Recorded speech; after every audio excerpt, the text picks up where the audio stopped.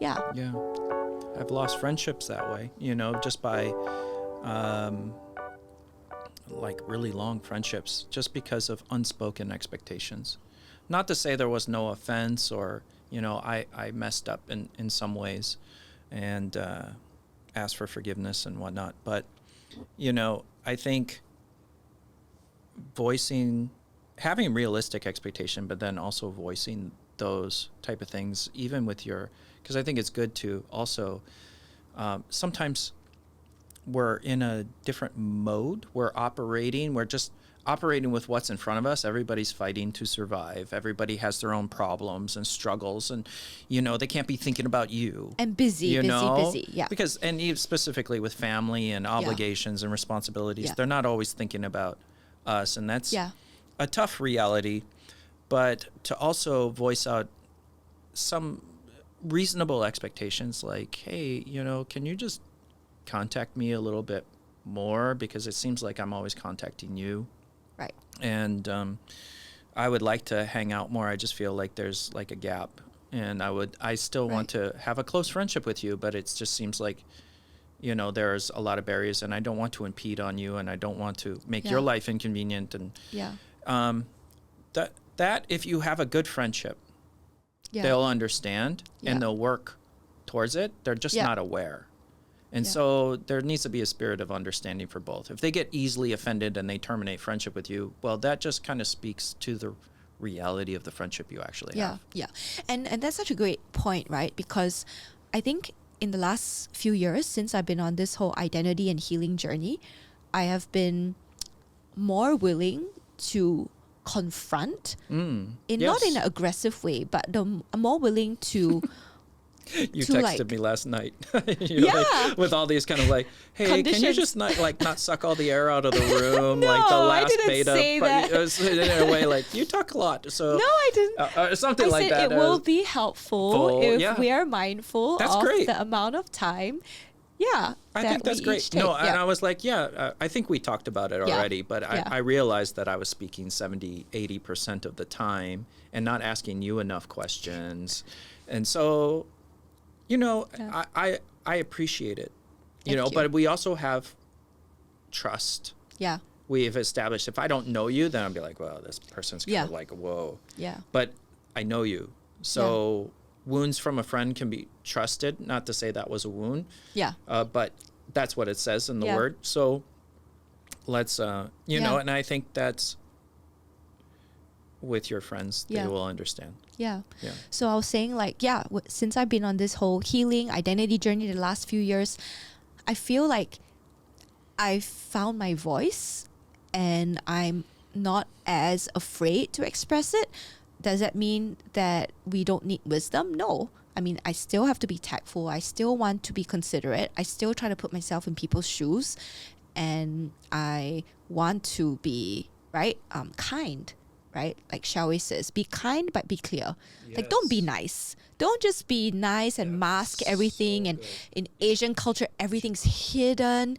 Oh my gosh. I mean, we just finished Chinese New Year, right? And it's a sensitive time for a lot of people, because it's a time where it's all this like, your parents have said, don't say this in front of other people, and let's pretend this never happened. And so it's just a lot. And you're reminded how single you are, and every single Hey, property CNY. Prices are really high right now, okay? All right, that's my excuse this year. But okay, so I guess all I'm saying is I'm learning to not to be afraid to express even things that might be difficult or uncomfortable. And of course, you kind of got to see where that person is at, if they're willing to have that conversation. Like you say, if they're open, if I can try to frame it in a way that it's like I'm not blaming them. But I think ultimately, like you said, the test of friendship is in those conversations. Because if you can't actually share how you feel, then I feel like that friendship's not withstanding a test. Does that make sense? I'm not sure if I'm phrasing it quite right, but there are definitely times in my life where I've had conversations and I say, hey, you know what? Like, this is not okay for me, right? And the person can't acknowledge it, can't receive it, then wow, like I thought we were really good friends. And this just showed me the reality of the situation. So I don't feel like I regret it. I don't regret. I mean, I try not to be impulsive and say anything hastily. I try to think things through. But I feel like if something matters to me, I have to bring it up. Yeah. I'm not going to fight every battle. I'm not going to fight on Brandon with everything, because then obviously, like, Brandon's not going to want to hang out with me, right? I'm going to be exhausting. But I think if something matters to us, then yeah, and then you want to express it, and you want obviously a true friend to be able to, at least, even if they don't agree, it's okay. The goal is not agreement, but connection, right? Like, can they connect with you? Can they hear you? Do you feel like it was, like, I think most of us actually, we don't need solutions in our life. We just want to be heard, right? Like, often with our friends, if someone is upset about something, or maybe if your spouse is upset about something, you never do the dishes, da da da da da. I mean, I think often we do jump to solve problems, but often what we're looking for is we actually just want to be heard. Yeah. Yeah. Yeah. Yeah. Right. That's perfectly put. And what I found was actually what you lack in, or you feel you lack in your experience or your relationship with your parents, is what, for me, I was looking in friendship. So there are certain qualities or things that I was looking for in a friendship that actually came because I didn't get that from my parents. So it's quite interesting. So, I mean, this goes back to all this stuff with, like, how basically your childhood and your experiences in childhood are actually just playing out again in adulthood. One thing I'm learning about friendship is that not one person is going to be able to satisfy all your needs. You know, that's the fallacy, right? Because, you know, for girls, we think we have this best friend, perfect ideal, where you have this bestie or this one best friend. But I tend to find different parts of myself connecting with different people, right? So with someone, I can talk about, like, heart stuff, like areas of the heart, right? We can go really deep with heart conversations. And then with you, we talk a lot about, like, the creative struggle and our journey of, like, faith in relation to being a creative. And I love that my friendship with you gives space, like, it creates, like, right, you kind of have this holding space, for this part of me that wants to talk about these things. So, you know, and then, like Shell said in my podcast, someone may be like a Marvel geek, right? Oh my gosh, Marvel, everything. And then he's very upset that his girlfriend doesn't want to have anything to do with anything Marvel related, or is not interested in, and has no idea that's so sad about those series. But that's the thing. Maybe that's not a girlfriend's role, right? Right. So getting clarity of, like, that person's role in your life, or, like, what is the function of that friend in your life.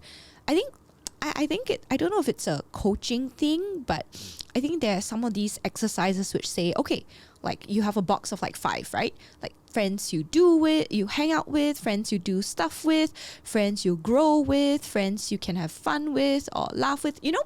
Like, so basically sometimes you want someone that you can, I don't know, go cycling around Marina Bay Sands. Well, I like that kind of friends, right? Where I can have fun, we can do fun stuff, we can go cycling around, like, Gardens by the Bay or Marina Bay Sands. I am like, okay, I love eating, but seriously, I want more friends I can do fun stuff with, and not just friends that I have coffee or lunch with, right? So I'm looking for friends I can go hiking with, or I can do fun stuff with. And you'll actually find a lot of those people in Bali, I think, more than Singapore. And you know what? I think that's why I had so much fun. Yeah.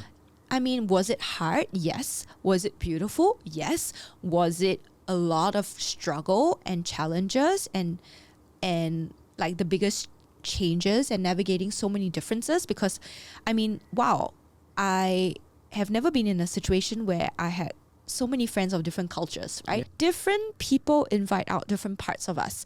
And so I think one of the things that I wouldn't say it's about right and wrong, because if you have a best friend, good for you. But maybe some of us, we don't need to be so hard up about the kind of friend that we think we're supposed to have. Like having this one ideal best friend, because they might not share all your interests. They might not be able to get every part of you, and that's okay. I don't think I think same with boyfriends, girlfriends, partners, spouses, right? They're not going to want to do everything together. No. And that is something. Yes, Xiao is my best friend. For sure she is. But there's just not,